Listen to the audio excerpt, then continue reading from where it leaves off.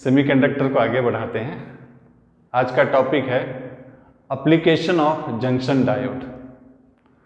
Last class में हमने जब जंक्शन डायोड डिस्कस किया तो हमने देखा कि जब जंक्शन डायोड फॉरवर्ड बायस्ड है तो वो अलाउ करता है current to flow through it.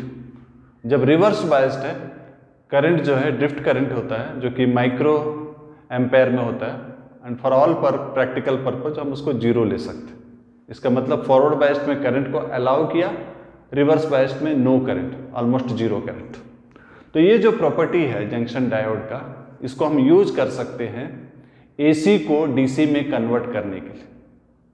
Conversion of AC to DC, इसको हम बोलते हैं रेक्टिफिकेशन।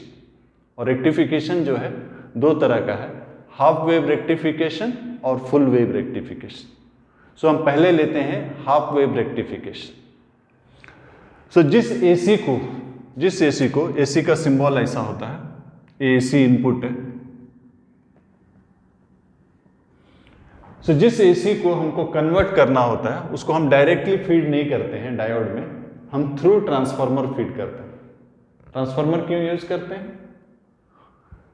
जहां आउटपुट जो वोल्टेज हमको चाहिए और जो इनपुट वोल्टेज है वो सेम नहीं हो सकता। हम आउटपुट जो है किसी कोई और वोल्टेज में हमको जरूरत हो सकता है। तो अगर हम ट्रांसफार्मर यूज करेंगे तो पहले हम वोल्टेज बदल सकते हैं, हम रिक्वायर्ड वोल्टेज ले सकते हैं, इसीलिए हम ट्रांसफार्मर यूज करते हैं। एसी जो इनपुट है इसको हम कनेक्ट कर देते हैं प्राइमरी के साथ, प्राइमरी ऑफ ट्रांसफार्मर, ये प्राइमरी है, इसको कनेक्ट कर देते हैं।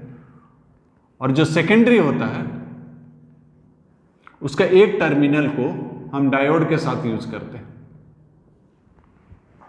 और दूसरा टर्मिनल जो दूसरा एंड जो है वो सीधा लोड के पास चला जाता है। आउटपुट यहां से हम आउटपुट निकाल लेते हैं, यहां से हमको डीसी आउटपुट मिलता है।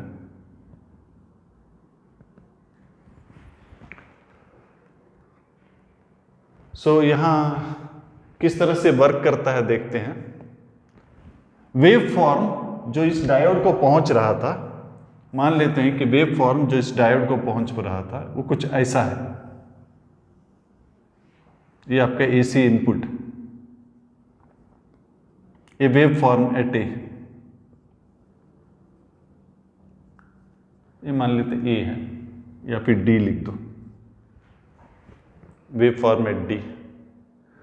एट ए गिवन टाइम हमने जब ऑब्जर्वेशन शुरू किया, सपोज वेव फॉर्म यहां पर जो पहुंच रहा है कुछ ऐसा था, मतलब ये पॉजिटिव है जब हमने शुरू किया। ये पॉजिटिव है, इस साइड पॉजिटिव है विथ रेस्पेक्ट टू दिस, इस साइड पॉजिटिव है, मतलब फॉरवर्ड बायस्ड। और फॉरवर्ड बायस्ड में डायोड क्या करता है, अलाउ करता है करंट टू पास थ्रू। ये भी जो है जो आउटपुट है कुछ ऐसा रहेगा, ये अलाउ करेगा। नेक्स्ट हाफ जो है ये नेगेटिव है विथ रेस्पेक्ट टू दिस, ये नेगेटिव है विथ रेस्पेक्ट टू दिस, इसका मतलब ये रिवर्स बायस्ड में कोई करंट फ्लो नहीं करेगा। फिर जब पॉजिटिव हाफ आ जाएगा फिर से करंट फ्लो करेगा, फिर से जब नेगेटिव हाफ आएगा नो करंट फ्लो करेगा। तो ये जो हमको डीसी आउटपुट मिला, ये पल्सेटिंग हाफ वेव्स है।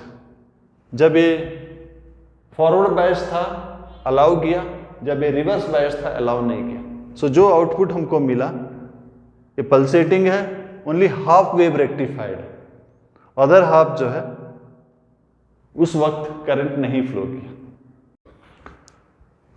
फुल वेव रेक्टिफिकेशन के लिए एक डायोड की जगह हम दो डायोड लेंगे। तो यहां भी कुछ ऐसे ही करेंगे, ट्रांसफार्मर लेंगे ताकि हमको जो आउटपुट मिले रिक्वायर्ड वोल्टेज में मिले।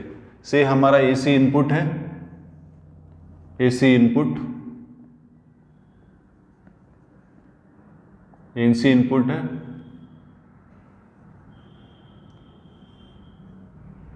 ये प्राइमरी है, सेकेंडरी होगा, ये सेकेंडरी है। और हम क्या करेंगे, एक नहीं यूज करेंगे, दो यूज करेंगे। एक डायोड D1 से पॉइंट ए है, अनदर पॉइंट D2, ये डायोड D2 है, पॉइंट से B है। सो इन दोनों का एक कॉमन टर्मिनल ले लेंगे जहां से हम आउटपुट निकालेंगे, लोड या आउटपुट है, डीसी आउटपुट।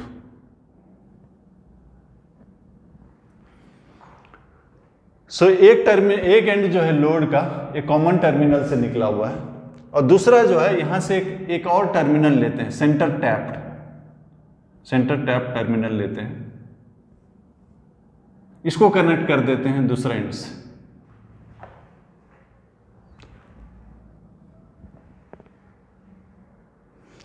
इसको से सी।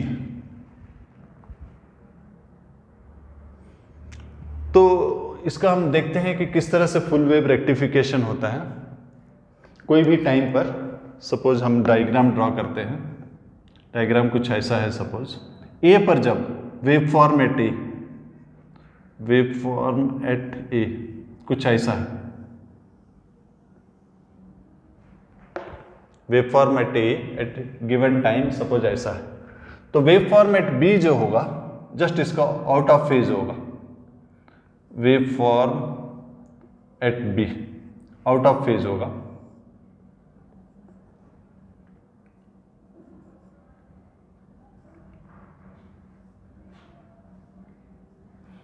सो जस्ट आउट ऑफ फेज होगा, ऐसा कुछ होगा।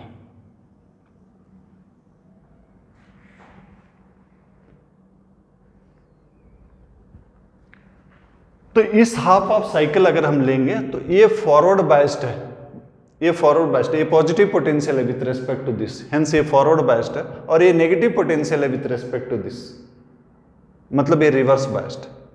सो ये फॉरवर्ड बायस्ड है, करंट ये अलाउ करेगा, करंट ऐसा कुछ जाएगा। सो ये करंट का पाथ रहेगा, यानी कि आउटपुट जो है आउटपुट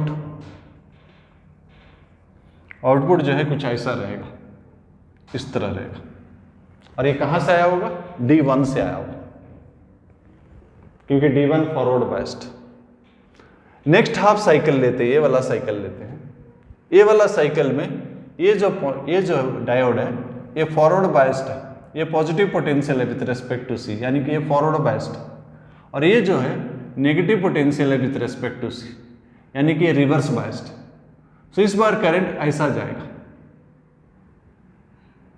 सो करंट का पाथ ऐसा रहेगा, और कहां से आ रहा है? D2 से आ रहा है। फिर नेक्स्ट हाफ साइकिल में ये फॉरवर्ड बायस्ड हो जाएगा, करंट यहां इस तरफ से आएगा, ऐसा कुछ आएगा। उसके बाद वाला साइकिल में फिर से इधर से आएगा D2। सो आउटपुट में जो लोड है इसमें हमेशा करंट मिल रहा है, यूनिडायरेक्शनल मिल रहा है, दोनों हाफ में मिल रहा है।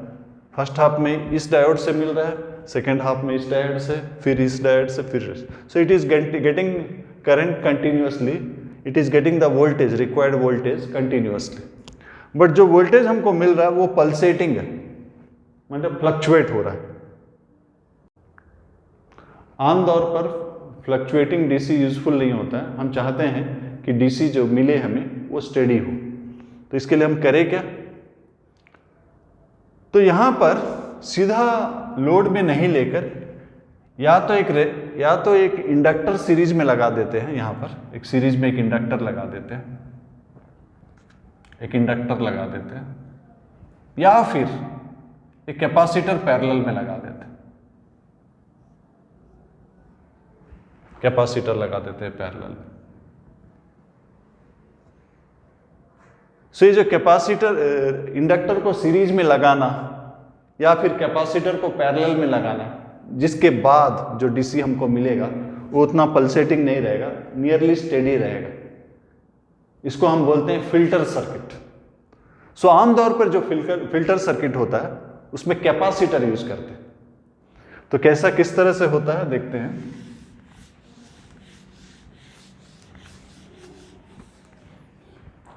सो हमको जो, अगर हम कैपेसिटर नहीं लगाते तो हमको जो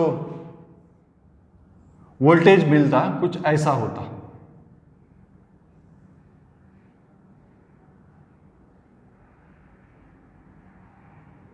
ऐसा कुछ वोल्टेज मिलता। ये कैपेसिटर फुल्ली चार्ज्ड है और इसका पीक वोल्टेज जो है फुल्ली जब हमने चार्ज किया, इसका जो वोल्टेज है same as the peak voltage of this output. So because ये फुल्ली चार्ज्ड है, इसमें इसका चार्जिंग तभी होगा जब वोल्टेज जो हम अप्लाई करेंगे उसका वैल्यू इसका वोल्टेज से ज़्यादा होगा, तभी जाके चार्जिंग होगा। उसका कम होगा तो डिस्चार्जिंग होगा। तो यहां से हम पिकअप कर लेते हैं, ये फुल्ली चार्ज्ड है। अब जो है डिस्चार्जिंग शुरू हुआ।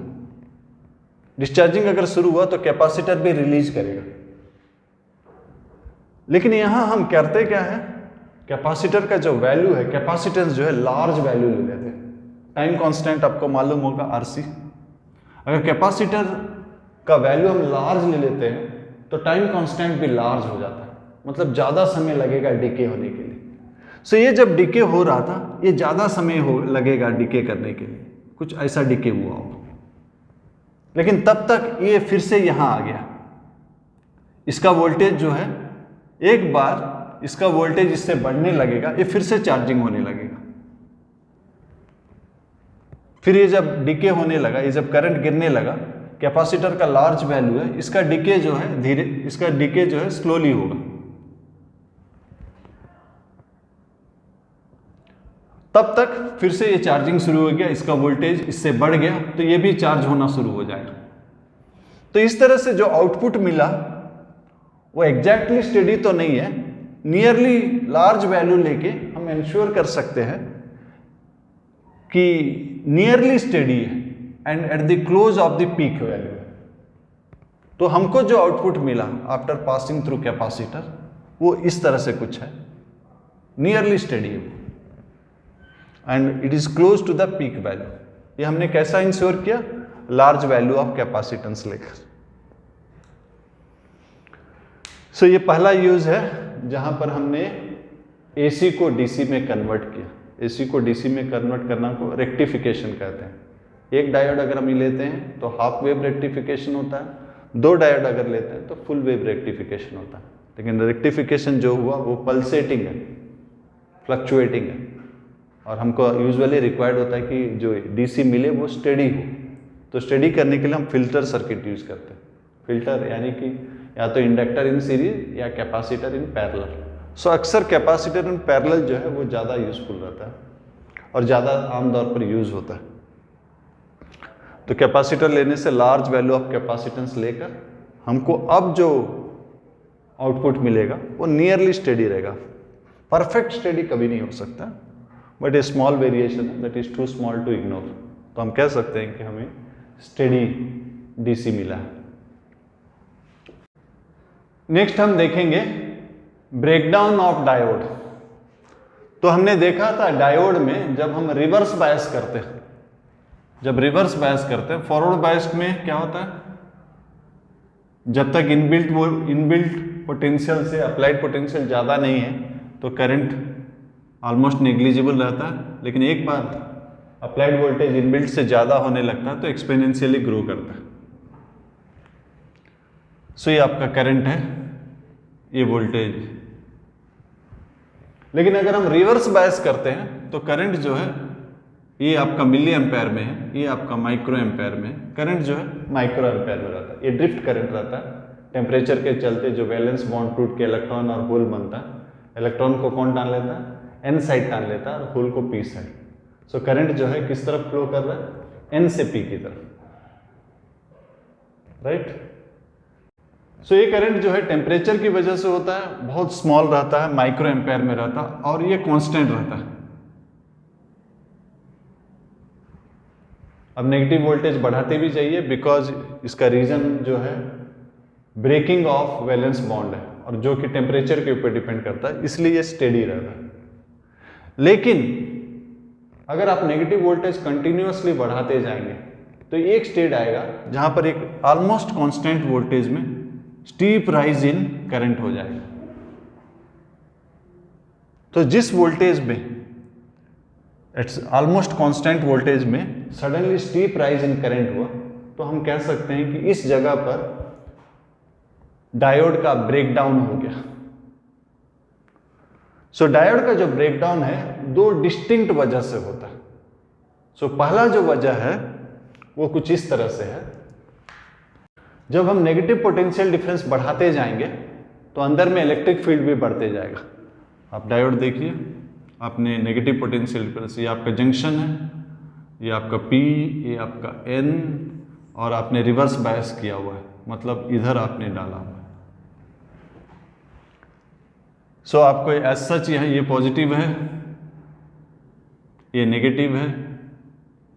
आपको बैरियर पोटेंशियल है ऑलरेडी, जब आपने रिवर्स बायस किया तो बैरियर पोटेंशियल जो है और बढ़ जाता है और ये जो इलेक्ट्रिक फील्ड है बढ़ने लगता है।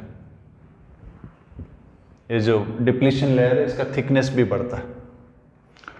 तो अगर आप नेगेटिव पोटेंशियल डिफरेंस बढ़ाते जाएंगे तो एक स्टेज आएगा जहां पर सडनली करंट राइज करेगा, तो उस पॉइंट को हमको कहते हैं कि डायोड का ब्रेकडाउन हो गया।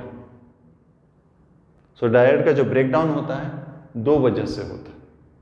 सो पहला वजह जो है, ये जो इलेक्ट्रिक फील्ड बढ़ने लगता है तो वो minority charge carrier, N side में माइनॉरिटी चार्ज कैरियर क्या, होल्स, और पी साइड में इलेक्ट्रॉन्स।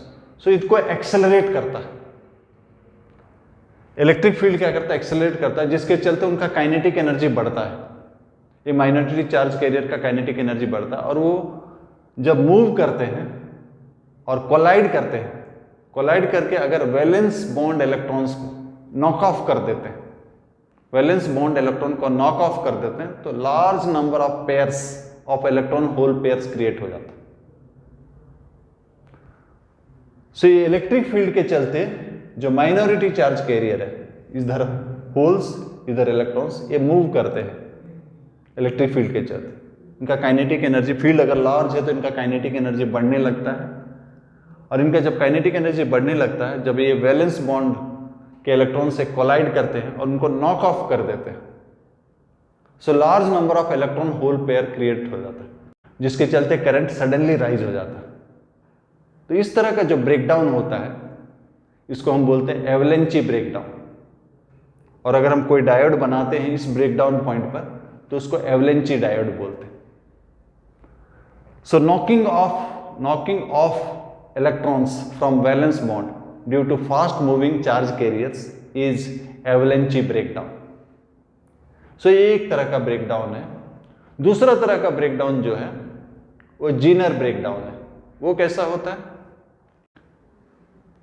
अगर इलेक्ट्रिक फील्ड खुद लार्ज इनफ है, अगर electric field itself pulls off the valence electron,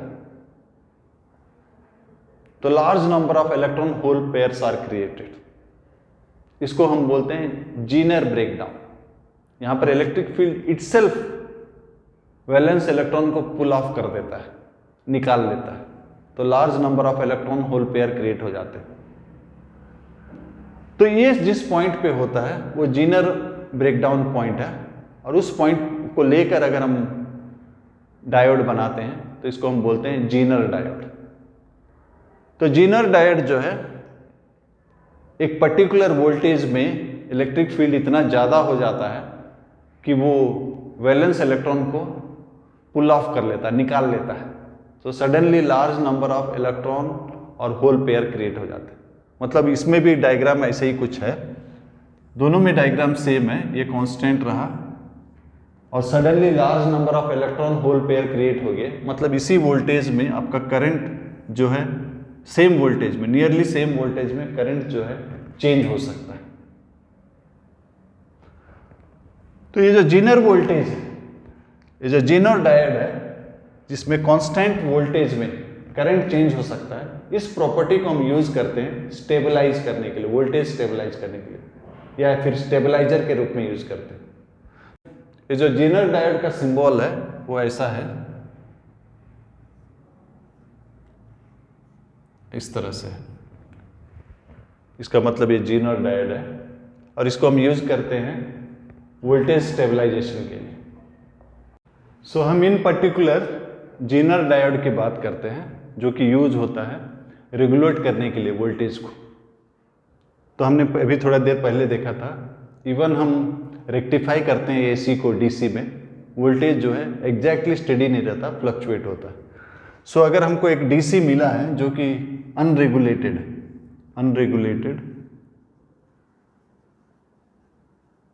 DC,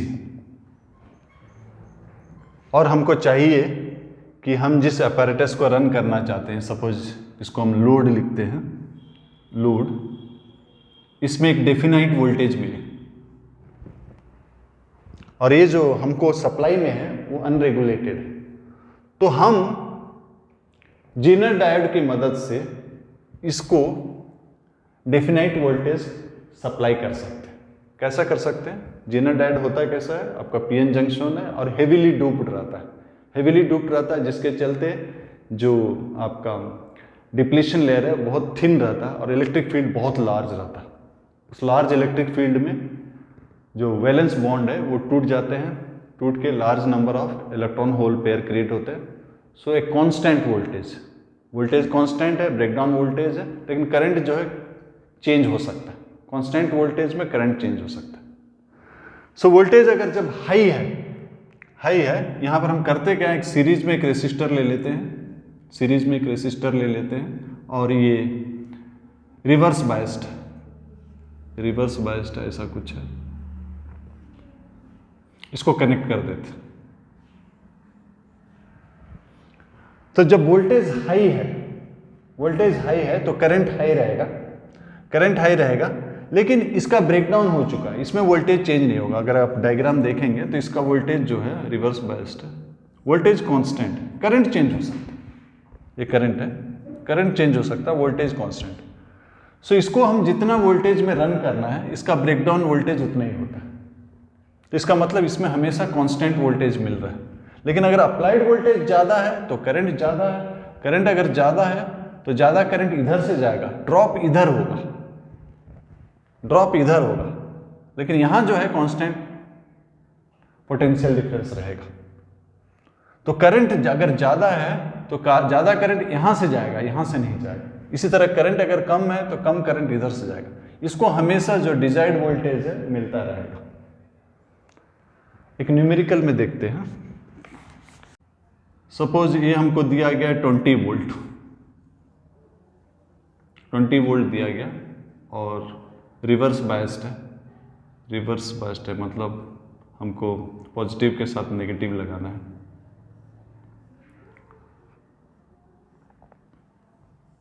और हमको एक रेसिस्टर, एक लोड दिया गया है जो कि 3 ओम का है, और इसको हमको रन करना है 6 वोल्ट।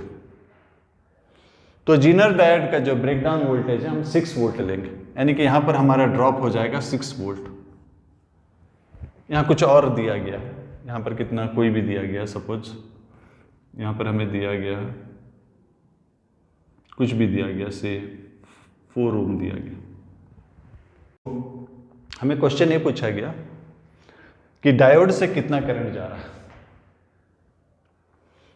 से जेनर डायोड है, रिवर्स बायस्ड है, वोल्टेज कांस्टेंट रहेगा, मतलब यहाँ जितना वोल्टेज रहेगा यहाँ पे उतने वोल्टेज रहेगा। यहाँ वोल्टेज कितना है 6, तो करंट कितना हो जाएगा, करंट थ्रू रेसिस्टर कितना हो जाएगा 6/3, 2 एम्पेयर। सो अगर किरचॉफ्स रूल हम इस लूप में अप्लाई करते हैं, नेट फॉल इन पोटेंशियल 0 है, यहाँ 20 वोल्ट है, यहाँ 6, तो यहाँ कितना करंट आ गया, यहाँ कितना वोल्टेज हो जाएगा 20 - 6, 14 वोल्ट। तो ये करंट कितना हो जाएगा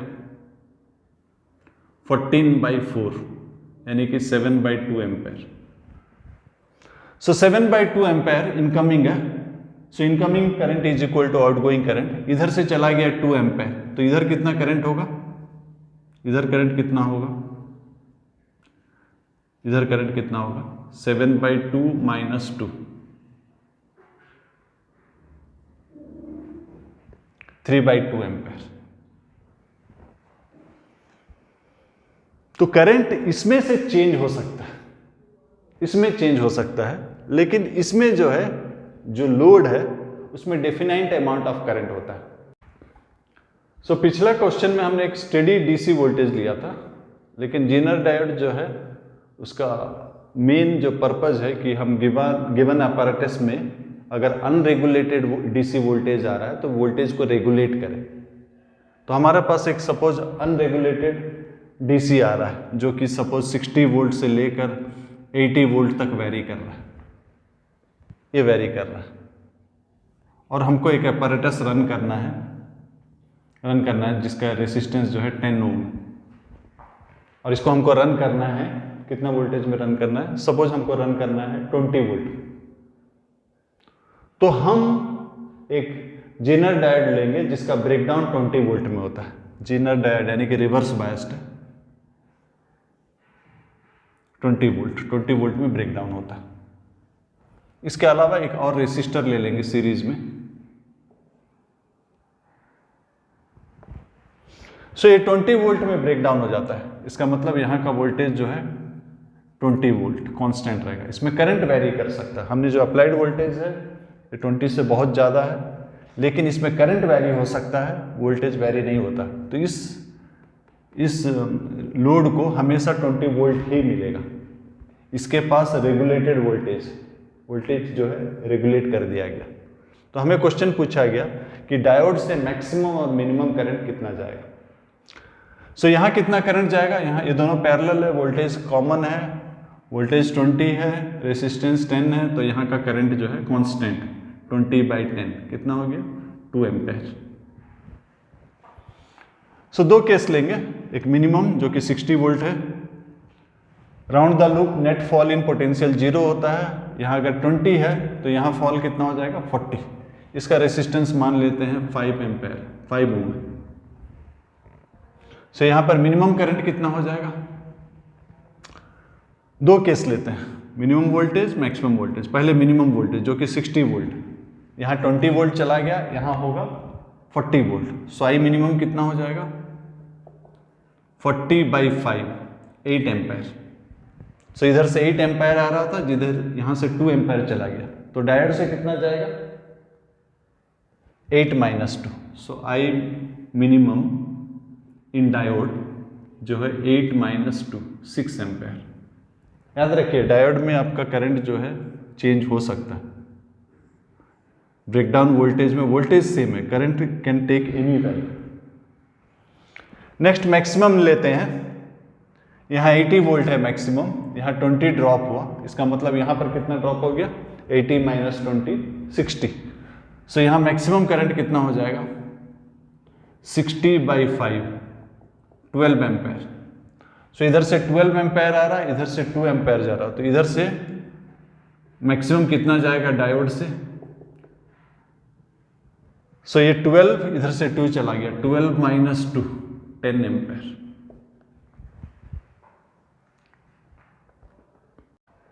तो आज का क्लास में हमने एप्लीकेशन ऑफ जंक्शन डायोड देखा। एक एसी को डीसी में बदलना, रेक्टिफिकेशन। दूसरा वोल्टेज रेगुलेटर, अगर डीसी वोल्टेज फ्लक्चुएट कर रहा है तो आप अगर एक स्टेबलाइजर लगाते हैं तो ये जो है कांस्टेंट वोल्टेज सप्लाई करेगा। ठीक है। सो नेक्स्ट क्लास में हम इसी को आगे बढ़ाते हैं।